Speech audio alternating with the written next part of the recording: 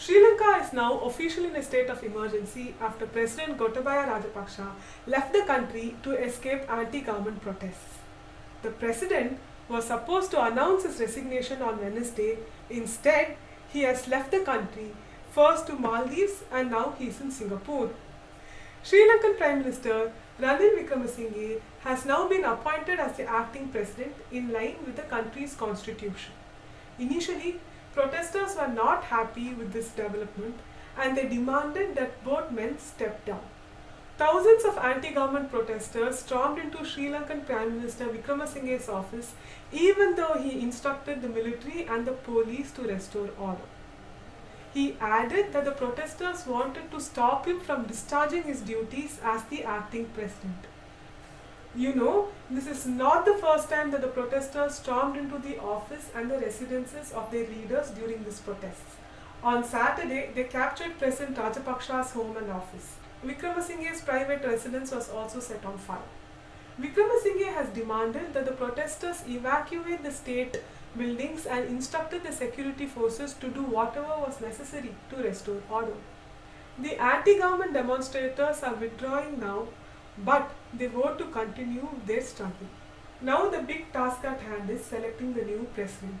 According to Sri Lanka's constitution, when the president's office falls vacant, the prime minister is sworn in as the interim president. The parliament must meet within 3 days of his resignation to pick a new president. The Speaker of the Parliament has said that this election will take place on the 20th of July. But the big question remains, will the people accept their new leader?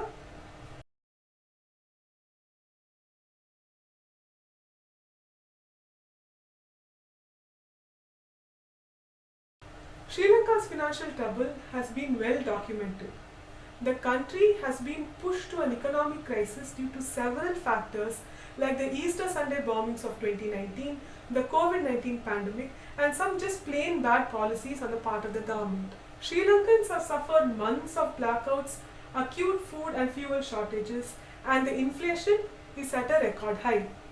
The island has nearly exhausted all of its fuel supply, and the government has closed non-essential offices and schools to save on fuel. To know more about the crisis, you can check out this video. The Sri Lankan government is in talks with the IMF for a possible bailout as the economic crisis has worsened. Sri Lankans have been protesting against the administration, especially the role of the powerful Rajapaksa family, which has held top posts in the government. After months of protests, the Rajapaksas are not in the government anymore. But will the new government be able to solve the crisis?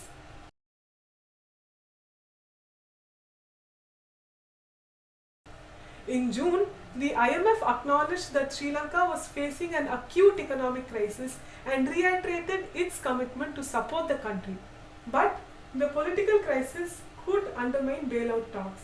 The IMF is hoping for a resolution to Sri Lanka's political turmoil first and hopes that that will allow for the talks to resume. But here's the big problem. Political stability is needed for talks with the IMF to solve the economic crisis, but the people will continue to protest till the economic crisis is managed.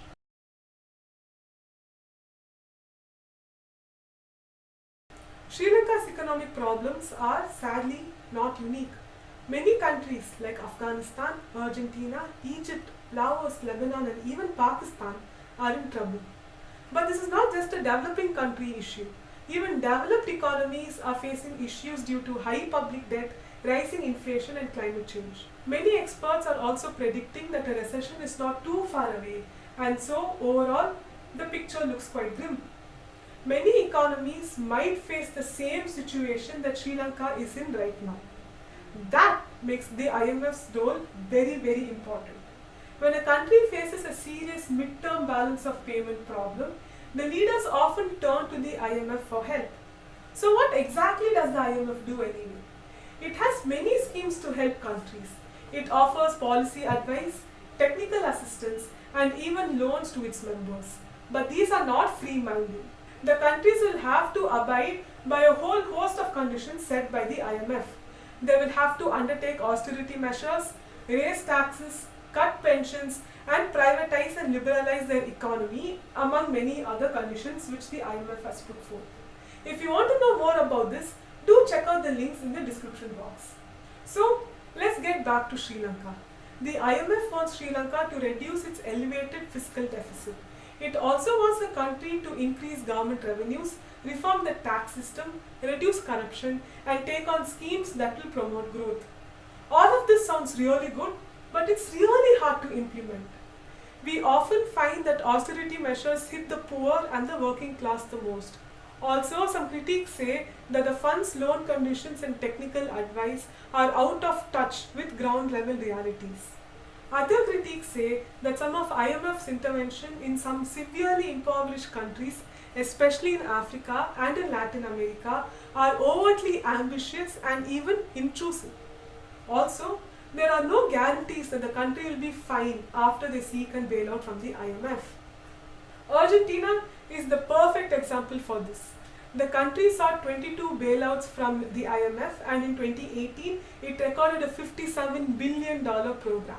However, this deal failed to stop the economic crisis and the country slipped into recession and high inflation. Again in March this year, Argentina sealed a deal with the IMF for a $45 billion program which will postpone the looming debt crisis down the road. Greece is another great example. The IMF had conditions like raising taxes, lowering pensions and other spending, and privatizing industries. The move was not very popular. In July 2015, the Greeks voted no in a referendum on whether to accept the IMF's conditions, but the government ignored the results and continued to accept the loans. But this did not stop the crisis. In 2018, IMF raised the alarm about the unsustainability of Greece's debt burden. So what is the long-term solution?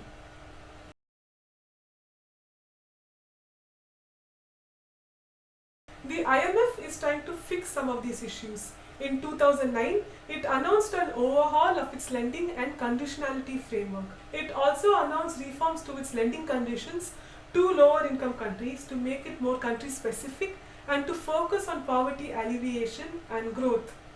But critics say that conditionality will not help countries in dire need. Take Pakistan for example. In June, the country signed a $2.3 billion loan facility agreement with China. Still, some are not satisfied.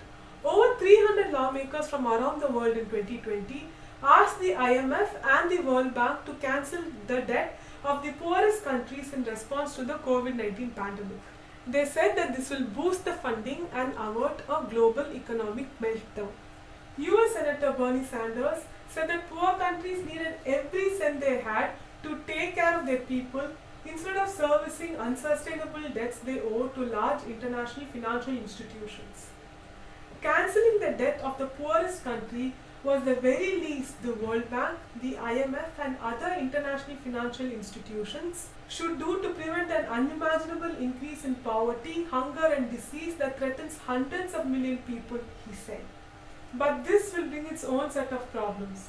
The solution here is not easy at all.